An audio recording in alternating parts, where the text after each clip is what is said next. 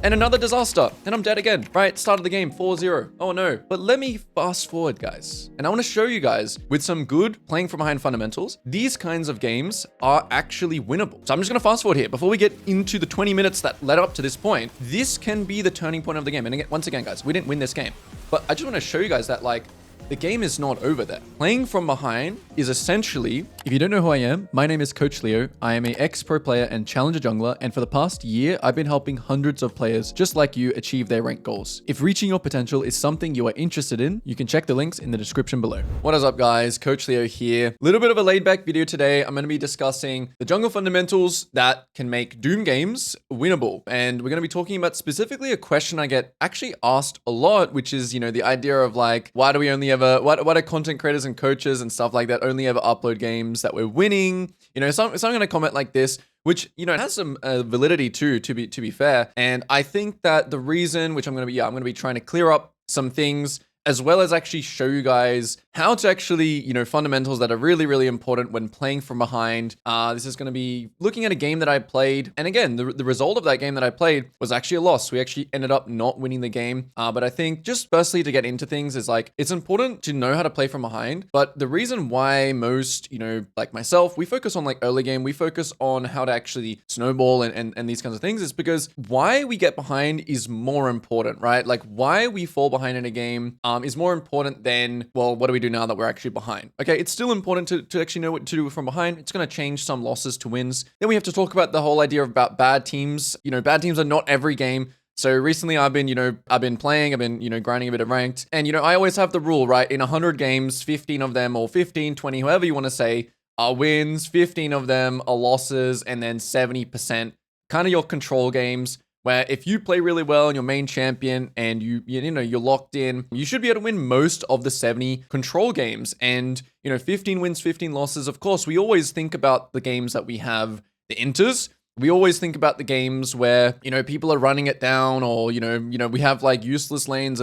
We always think about those games, but we rarely think about games where like we just have a full kind of team that's just smurfing, right? And that's the funny thing that I also noticed while coaching. You got to recognize when you get free wins, even though it looks like you popped off. Okay. So yes, if I look at anyone's match history, I promise you guys, yeah, you can go through unlucky streaks, but it is a mathematical equation. Climbing is a mathematical equation. You're not trying to get 100% win rate. You are trying to take something from each game. And even if you just get 1% better from these instant losses, let's just call these games instant losses. Even if you just learn 1%, oh, this round I should have done this, I should have had better tempo, blah, blah, blah, blah, blah. The end result is you're looking for, you know, a 55% win rate, a 54% win rate, 60% win rate, right? So that's something we really have to be aware of when it comes to mentality. And yeah, of course, to improve, like I just said, you need to stop focusing on the result. So it doesn't matter if it's a loss or a win. Today, we're going to be looking at a loss.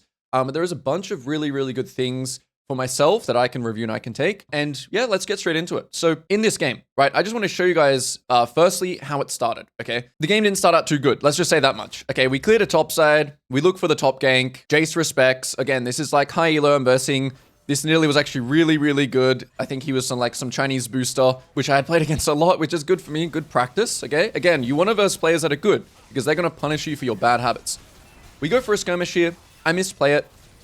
Some things I could have done differently, which is just, you know, flash the spear. But yeah, we die, right?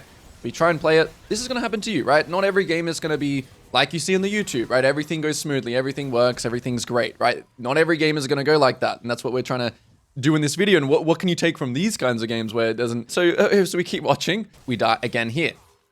Okay, I'm like, oh, Nidalee's crossing to the bot scuttle. I have double longsword. I want to contest this because I have enough tempo too, and she can't finish it on time. And I miss my EQ, and she... Again, bad habit. I throw my EQ, and she had a good habit here, which was expecting me to be here, warding, sidestepping, letting me a spear, just pretty much smurfing over Coach Leo's mechanics here.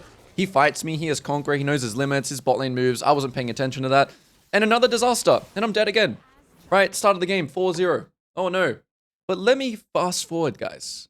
Let me fast forward to 20 minutes. And I want to show you guys, with some good playing from behind fundamentals, these kinds of games are actually winnable, okay? So I'm just going to fast forward here. Before we get into the 20 minutes that led up to this point, this can be the turning point of the game. And again, once again, guys, we didn't win this game. But I just want to show you guys that, like, the game is not over there, okay?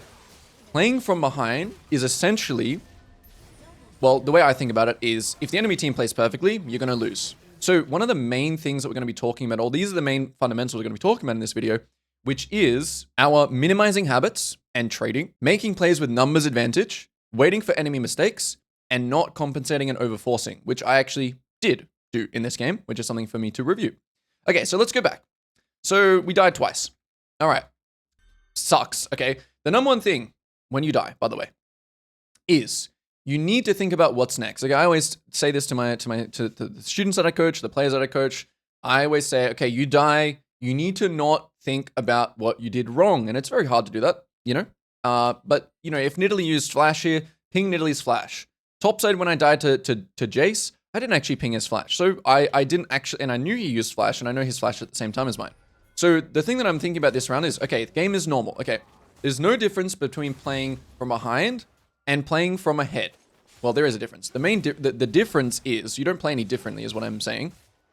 The difference is that you're going to have less opportunities when you're behind, okay? So in a game where you're doing really good and everything's going great, maybe 7 or 8 out of the 10 potential plays will work. Will be, you know, the gank will work, the 2v2 will work, the dragon will work, everything will work. But when you're playing from behind or even, maybe 2 out of 10 plays, you know, you'll only have 2 out of 10 chances is the way I like to see it. So there will still be chances, but they will be slimmer chances. Okay, so the main thing in this round I'm looking at is I want to punish Jace no flash. So, you know, I'm just playing the game out, okay? And that's all you can do. Like, again, if the enemy team from this point onwards play absolutely perfectly, which, by the way, spoiler alert, they probably never will, unless you're versing T1 in their prime, you will have chances. So that is what your mentality should be. There will be chances, but I need to make sure I'm not forcing something because I'm behind. I need to make sure I'm not doing this because otherwise I'm going to lose, and otherwise I'm going to demote, and otherwise I'm going to do this. And even if you still lose, some of these games playing like this will be winnable. Okay, so nothing happens in this round. We recall. I'm going to be speedrunning through the VOD because I just want to show you guys like the main points. So this is the main point of like minimizing, right? So how many of you guys may be tilted here and go for the scuttle crab that's spawning in 2 seconds, right? I know that I was thinking about it, as you can see here from my from my clicks. I was thinking, I'm kind of like, you know, let's just flip it, right? Let's just flip it. Let's just go for the scuttle. But this is the point about minimizing, okay? You need to minimize or trade when you are behind. You have to accept the reality of your game. The Nidalee is just going to, if I EQ on this scuttle here, if she's here, if anything like that, okay, cool. I scuttle and I turn around. I change my mind. And Nidalee is there, right? So the next thing here is just like simply just like pulling camps, right? Like this is like habits, okay? Versus a gold player here, if I kill this blue buff, maybe he doesn't invade. Versus a higher, someone with better habits, they may look to invade here, and I want the best chance I possibly can to just smite this and leave. So as you can see, I'm pulling camps away. I'm really being careful with the way I take camps here, and this is something that you need to learn when you're the one on the back foot.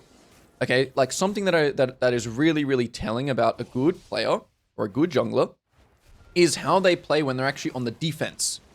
Simple things like this, right? Pulling the Gromp into the bush. If I was just hitting the Gromp here, I'm probably just losing half my health or maybe dying if I already used my EQ, right? So minimizing. Okay, this is all minimizing. I'm minimizing Nidalee here. I'm making her really have to work for it, okay? So here, the main goal is get the Gromp. I don't care about killing Nidalee. I don't care about falling up on my Nami. I care about minimizing here and getting my Gromp.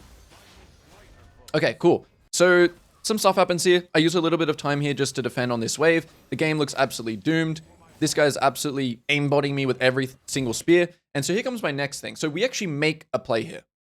We actively went for something. And the enemy weren't necessarily making a mistake, but this is the next point. You can play with the numbers advantage. So my Azir roaming here is maybe one of those 2 out of 10 decisions that you could potentially make in a game like this, right? That could be a good play. Now, obviously, again, like playing from behind is way harder. You need better judgment. You need better awareness, right? Everything is harder when you play from behind. This is why most, content creators and educational people in the space like myself, we focus on how to not be in this position as number one priority. But of course, you can be in this, and this is natural. You will be in this situation, so anyway, we make a play here. I'm just getting hit by... If I didn't get hit by both these spears, by the way, I'm pretty sure we just hard smurfed this. But, this guy's just aimbotting me with the spears. But overall, it's like not too bad. There we go. I die again, right? And yeah, team cleans up. Azir gets some kills. Overall, it's not amazing. Could have been a lot better. Okay, another kind of like disaster-ish kind of play when it should have been like really, really good. So Nidalee is dead here, right? And even though I'm 0-3, I'm going for the grubs here, okay? And this is also something important to understand. The amount of players that I coach that will just shut down after just having a 0-3 scoreline is a lot. A lot of players here will autopilot and just, oh, I just got to go back. But Nidalee is dead. Her tempo, I have tempo on her. Even though I'm 0-3, I could be 0-10 here, and these grubs are still mine, right? So something to think about is stay locked in. What's next? Ping the sums. Who used Flashbot? I didn't do that again. You know, bad habit. I'm not thinking, oh, my mental stack is somewhere else. So we actually go for grubs here. We think about Nidalee's tempo. Okay, we're going for them. We're like, all right. Now I'm like, okay, Nidalee can show up here now. So I'm going to save my E. I'm going to use my smite. And this is also kind of a form of minimizing here still. Okay, we are minimizing by not, you know, like that's it. Ward, leave. Because Nidalee can be here now. And I don't want to, you know. The thing is here as well, like if you stay for more grubs, the problem is that if Nidalee chunks you, she'll also know where you're going. Oh, Jarvan's now going to go to his red side. I can re-invade him, and it can be really annoying. Okay, this Nidalee player was very good. And these players that you verse that are very good sometimes are going to improve your habits. And this is a chance for you. It's a great chance. When you verse a good player, it is an amazing chance to actually improve, right? When your bad habits get punished, that is a direct, like, improvement, right? Like, you should embrace that. Okay, so here, we're looking topside and we're like, nah, too risky. Nidalee might be on the grubs and we see her, we check, because we warded, we see that it's gone. So we're not going to go for the top play, even though it's 10-3, guys. Oh, I need to do a play here. I need to do something. No, you don't. You just need to keep playing the game out. Just normal. But you have less chances. That just is what it is. Okay, Nidalee gets the bot crab. Nidalee's going for a bot play. Look what I do here. Flag the bush. Don't face check the bush. Don't EQ on the gromp, because we know Nidalee could be doing something. Okay? So Jinx dies. Guess what I have to do here? I have to give my gromp. I just leave. It is what it is. Okay, it's okay to give the gromp, but this is where you can also do, okay, I'm giving my gromp, so let's just go look for something else. All right? So this is kind of like I'm trading my gromp to circle around and burn Anivia's flash. Another thing that I haven't actually said here, which is actually really, really important, which I'm going to add right now, is taking small wins. Okay, I always say this in my coaching sessions. Rome was not built in a day. When you're behind, you cannot just win the game off of one play. So I don't even ult the Anivia here, right? Because she is egg, and we're just going to take a flash. And because the team is coming, right? So we just take a small win. Cool. Boom, we leave. And then something happens here. The enemy Nidalee flashes in. Okay, this is her. This is one of my 2 out of 10 chances here. This is her making a mistake. We ult her, we save EQ, and just like that, comeback play, right? Again, we didn't win this game. But how much will this matter in a different game where I don't die here for my Gromp, where I circle and get the Anivia's flash, where I am paying attention even though I'm so behind and Nidalee is killing my support here, where I'm actually paying attention like, ooh, well, is she going to in? Oh, she flashes in. In a different game, this scores me potentially the win, okay? So cool, we kill, we chase Amelia, we get another kill here, and look at that. My game, at least, is back on track. My game is decent, honestly. Like, 2 shutdowns, like, the game also, you got to remember that the game gives you catching up mechanics, which is, you know, bounties. Okay, so I'm feeling pretty strong here. I'm now Profane Hydra and Pickaxe. Nearly hasn't bought yet, but let me just check her items. So look at the jungle, right? Level 8, 77 CS, 71 CS. One item, she's probably gonna have one. So me and Nidalee almost even here. I bet you if I check like gold graphs here, she's probably still a little bit ahead. But you can see you can even things out. Okay, that's the main point. Okay, next play. We just posture. Oh, my top lane gets a solo kill. Looking good. Okay, taking things carefully. Thought that Melio may have got tower aggro here, but he did not. Unfortunate. We get out straight away. We're paying attention to the minimap here. Also, so this is a common thing as well. Like, we have all of our bot site camps up here, but they are just like invading our side. And in these situations, the most important thing for you to do is just make sure that you take them kind of before, like being on tempo or just like farming, will make you not get invaded, if that makes sense. So like if you go for like all these compensating plays, yeah, then you will. I'll show you a direct example of this actually later on. But if you go for all these plays, like the one I'm about to show you, actually, this is where it actually happens. If you go for plays like this, so again, this is judgment call, right? Exactly what I'm talking about. I have camps up bot side, but I've decided that I think that mid play is good. Okay, we'll just watch it out. Okay, we'll just simply watch it out. Flash his thing, try and kill him. He doesn't die, and the play's bad. Okay, the play once again, very, very bad. Miscalculation. So this was kind of me, I feel like, compensating a little bit, or it was just misjudgment. So as long as you make these kinds of plays, and it is not based on like, if I don't do this, I'm going to lose the game, it is okay, right? It is okay to go for a play that you just think is, you know, you just win that. Like you flash, you kill D'Amelio, and maybe you win the 2v2 against them. But yeah, this is what I mean. When you make a play like that, now my camps are gone. You see this? So if I'm just staying on tempo, even when I'm playing from behind, and if I maybe have to give one gromp, but I get my other 4 camps, that's really important when you play from behind. Okay? So you can see here these fundamentals. Yeah, these are the main ones. Like literally these 5 things here is literally playing from behind, the bread and butter in a nutshell. Okay, so once again, the enemy team's doing something weird here. Okay, they're getting overconfident. They're getting cocky. And that's what you're waiting for. And the fact that I'm even like kind of strong here, even though the start of the game was a disaster and I was really far behind, the point of you not compensating, the point of you staying strong and keeping your agency is so when the enemy team does messes up, makes mistakes, starts inting, starts getting overconfident, the point of me staying strong is so I can actually punish them when that happens. If I'm like not even 1 item here, maybe Caitlyn just kills me, right? Like because I've just been compensating and dwelling and inting and thinking that it's all doom and gloom, right? Maybe we just don't win that fight, or the next fight that happens, the fight that actually is winnable. So yeah, so we just keep farming here.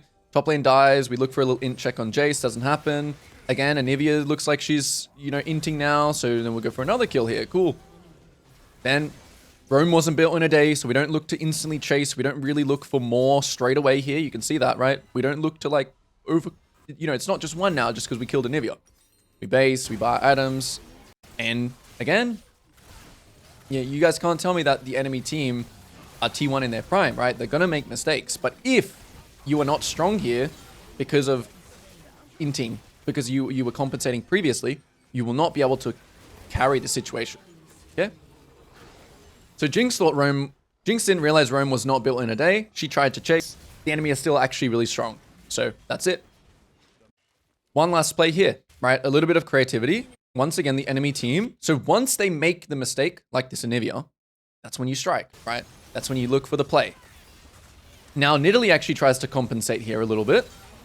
You know, we do some flag and drags. I remember this, I completely into this. Stopwatch check. So if there's something that you can learn from the game, right? It can just be as simple as, okay, I need to actually track Zhonya's. I need to track stopwatch.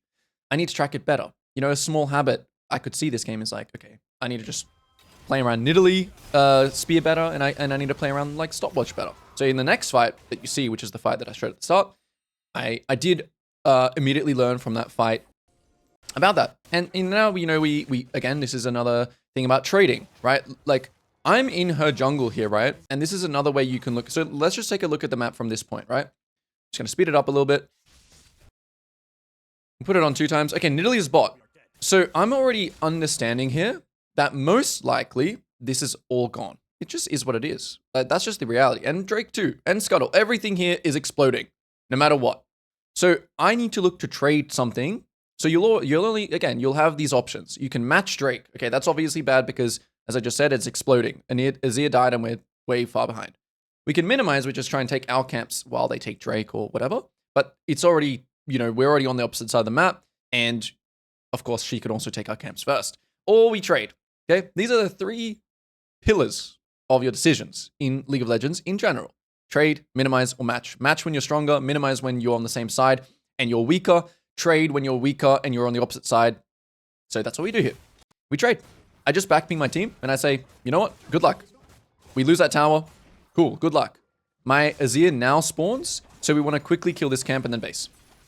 Okay. And you'll see here, even here, my team trolls, dies, engages, looks for a play, doesn't work. What do?